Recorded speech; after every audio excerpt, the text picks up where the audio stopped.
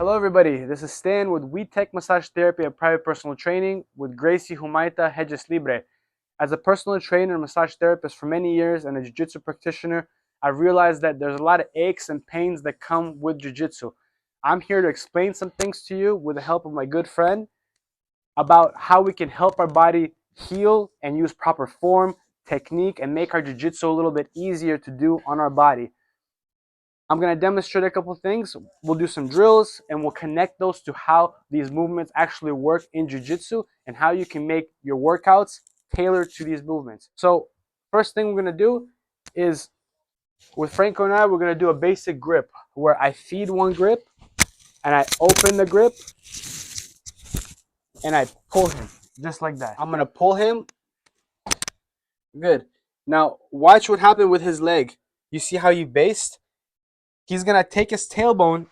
If you watch right here, he's going to take his tailbone and he's going to push it down a little bit. Go ahead, push it down. And as I pull him now, and he keeps his chest up because his tailbone's pushed down, it's a lot harder for me to pull him down. If he doesn't do that, don't do it, he feels more wobbly. Now, how does this relate to working out? In jiu-jitsu, you find yourself a lot in these kind of bent over postures when people are trying to pull you down. Because we sit a lot throughout the day, our hips get shortened, the hip flexors get shortened, and from bringing our knees to our chest, these muscles get shortened, and your tailbone and your hips actually start going like this, anterior pelvic tilt.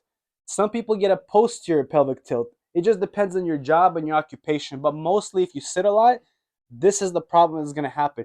We're going to get an anterior pelvic tilt, and from this anterior pelvic tilt comes a lot of other problems, because if your hips are pulled forward and your tailbone's not down, your shoulders get rounded, and this creates an off balance. Now, what happens if I have this problem from being sitting behind a desk a lot, or any kind of sedentary job, or maybe I'm a carpenter, my hands are up like this, or electrician, or plumber, whatever. What happens if I go to jiu-jitsu at night or in the morning, and I'm already stiff from sitting in the car, laying in bed, and my hips are already in this position, so my alignment's thrown out, but I don't know it yet. I walk around the day like this. Kind of like this. I don't even know it. There's pressure on my back. What happens when I go to roll with Franco and I'm already like this? And I shake his hand, and the dude's a guard player, so he pulls guard on me. And as he's pulling guard, I'm in this position already, but I don't know it yet. I don't know it. And he pulls guard on me. Go ahead, pull. And then I fall forward like this so easy, and I couldn't base. What happened? Why did that happen? Could I have prevented it? Sure. But why did it happen so easy, even if I try to base? Well, if I'm already like this with my hips, and somebody pulled me like this, my weight's just going forward easy.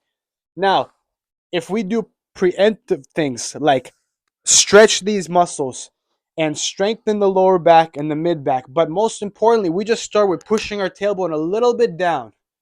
And we're going to show you this, how this works. If I push my tailbone just a little down, he's going to pull guard again, slow. And I want you to see that when I push my tailbone down, just by doing this, what happens to my posture. So go ahead.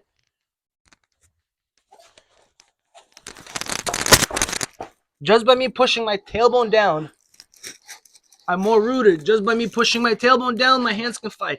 But if I don't push my tailbone, I'm more wobbly. I push my tailbone, hold on to me tight. Ready? Go. I'm pushing my tailbone. Do you feel a difference? Yes. My hands are just pushing into. I don't push my tailbone down. You see, I'm more wobbly. Good. Now, suppose I don't know this.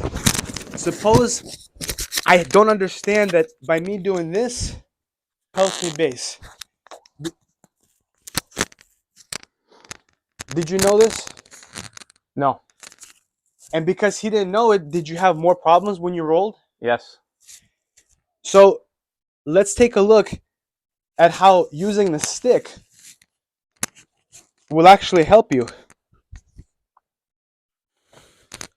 So Franco takes the stick.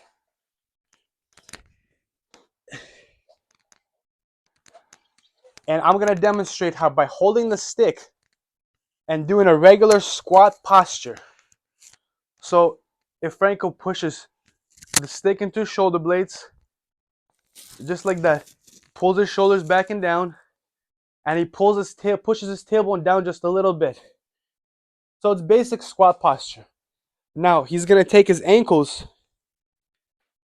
and he's gonna turn his heels into the floor like this, like he's screwing his heels into the floor, just like that one time.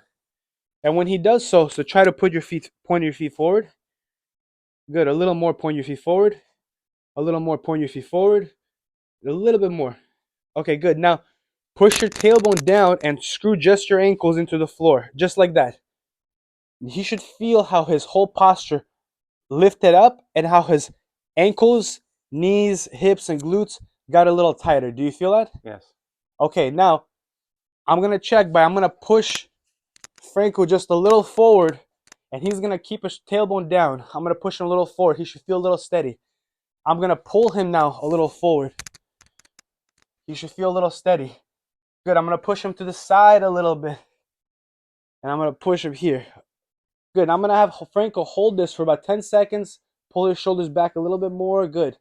He's going to hold it for 10 seconds. 10, 9, 8, 7, 6, 5, 4, 3, 2, 1. Now hold that position. I'm going to take the stick from Franco. But keep holding that position. Keep holding that position.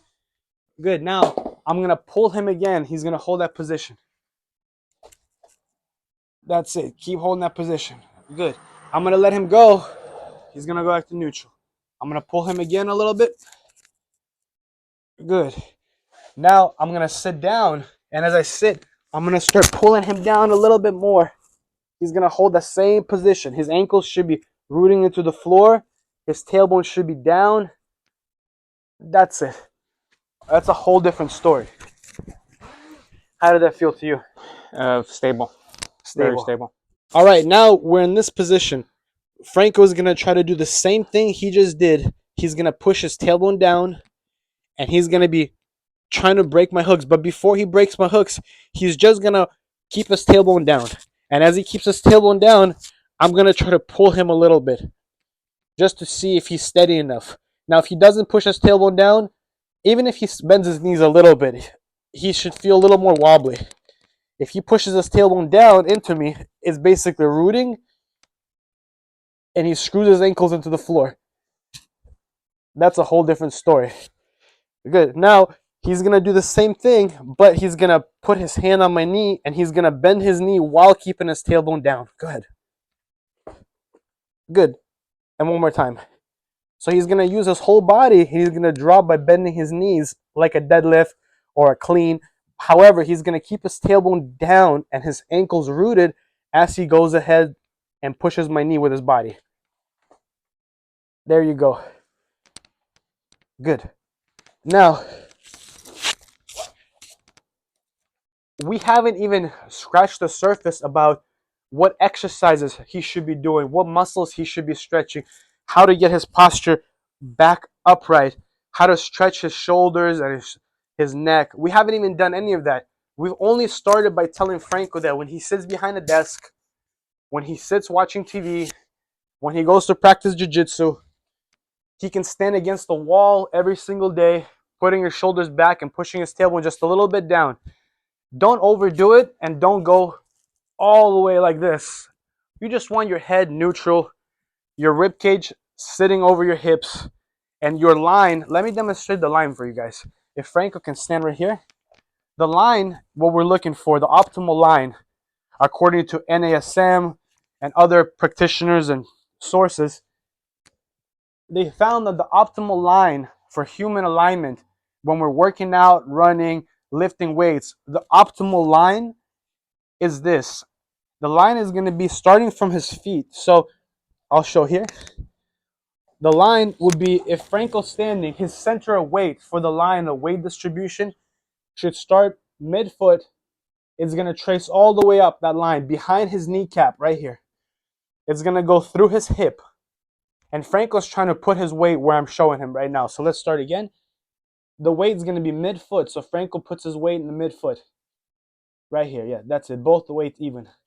Then it's going to start traveling up. The weight's going to start going behind the knee right here.